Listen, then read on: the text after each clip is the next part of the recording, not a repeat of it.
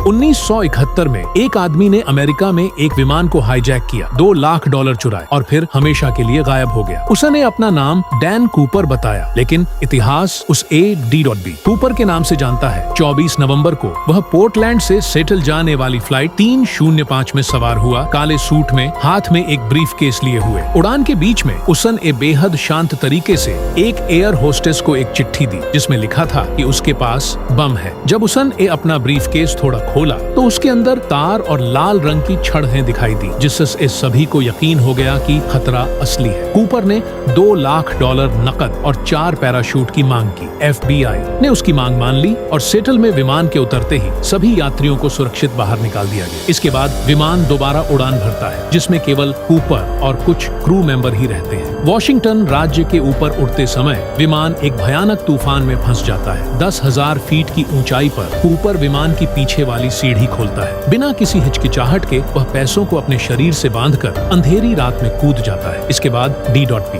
Cooper को कभी नहीं देखा गया और उसकी कोई लाश भी नहीं मिली। FBI ने अमेरिकी इतिहास की सबसे बड़ी तलाशी शुरू की, जिसमें जंगल, नदियां और पहाड़ सालों तक खंगाले गए। 1980 में एक बच्चे को कोलंबिया नदी के पास फिरौती के कुछ नोट मिले, लेकिन कूपर खुद एक रहस्य ही बना रहा। 20 से ज्यादा संदिग्धों से पूछताछ की गई, लेकिन किसी को भी दोषी साबित नहीं किया जा सका। 45 साल बाद FBI ने इस केस को आधिकारिक तौर पर बंद कर दिया। आज भी कुछ लोग मानते हैं कि कूपर जिंदा बच गया और किसी नई पहचान के साथ सामान्य जिंदगी जीता रहा, जबकि दूसरे लोग मानते हैं कि उस तूफानी रात में उसकी मौत हो गई। सच्चाई आज तक सामने नहीं आई है। तो सवाल यही है, क्या DB कूपर बच निकला या फिर हमेशा के लिए गायब हो गया?